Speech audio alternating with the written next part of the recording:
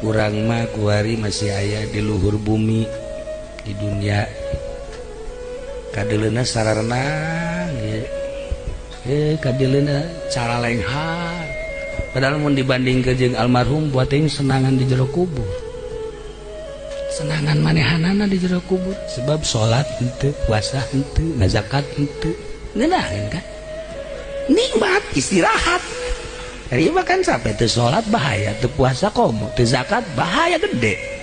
tah lamun hayang ngeunaheun istirahat paeh nikmat tuh ari anu ngarora mah meureun mun ditanya maot teh wajar moal waka ulah waka ieu mah nu kolot bae kira-kira mah haji lamun isuk paeh daek geus kolot teu garepkeun naon deui maksudna naon deui masih embung keneh bae tanu mantak embung ditanya paeh teh lantaran nyana henteu pede henteu percaya diri di jero kuburan bakal senang tapi lamun waliullah mah para solihin